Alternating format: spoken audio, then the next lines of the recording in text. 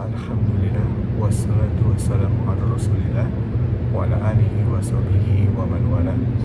Ibu-ibu, bapak-bapak, dan adik-adik pengajian keluarga yang dirahmati Allah, Assalamualaikum warahmatullahi wabarakatuh.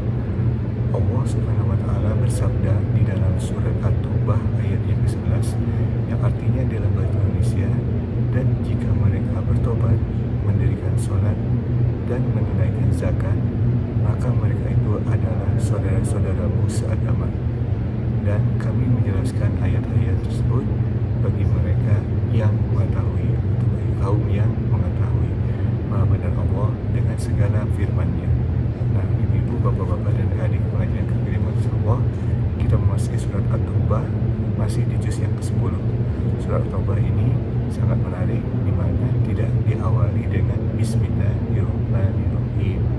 Al-Quran ada 114 surat, semuanya diawali dengan Bismillahirrahmanirrahim kecuali surat At-Taubah. Para ulama menafsirkannya bahwasanya hal ini disebabkan surat At-Taubah ayat pertama diawali dengan pemutusan hubungan terhadap orang-orang yang atau kaum-kaum yang menyembah hal lain selain Allah. Maka dengan demikian tidak pantas dimulai dengan Bismillah dengan nama Allah yang Maha Pengasih lagi Maha Penyayang, kalau kemudian ayat yang pertama adalah pemutusan hubungan. Nah, surat At-Taubah ini seperti disebutkan sebelumnya berlatar belakang perang Tabuk, yang jadi juz yang ke-10 ada surat Al-Anfal, latar belakang surat perang Badar, dan surat At-Taubah latar belakang perang Tabuk. Perang Tabuk ini sekitar sekitar tahun ke-9 Hijriah,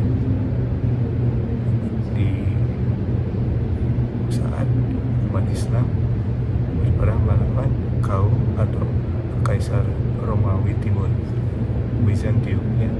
Nah, ibu-ibu, bapak-bapak, dan adik pengajian kagak dari Allah, kalau surat Al-Anfal yang kita bahas minggu lalu, umat Islam dihadapkan kepada kaum berumat berhala, kaum Quraisy dari Mekah. Pada perang Tabuk ini temanya adalah menghadapi orang-orang yang munafik. Nah, perang Tabuk tadi terjadi pada saat musim panas, dan pada saat itu tidak ada tentara yang profesional, ya, tidak ada tentara, yang ada hanya volunteer, sukarelawan untuk berperang. Nah, orang-orang yang munafik ini tidak mau ikut berperang, tidak mau menyumbangkan alat-alat perang, tidak mau juga ikut berperang, padahal mereka sanggup, mereka munafik. Tapi kemudian di sini juga dilihat bahwa misalnya umat Islam ini cenderung kepada kedamaian.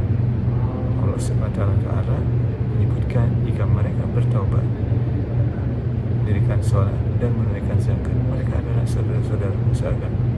Kembali di sini kita melihat umat Islam ini sangat forgiving, ya. Jadi sangat memberikan maaf kepada kaum-kaum yang munafik, asalkan mereka kembali ke jalan Allah. Nah, ibu, bapak-bapak, dan adik pengajian kekiriman Allah, semoga kita dijauhkan dari sifat-sifat yang munafik, dan juga kita sebagai hamba dari yang Maha Pemaaf dijadikan orang-orang yang mampu memaafkan, diberikan taufik untuk selalu menjadi yang pemaaf.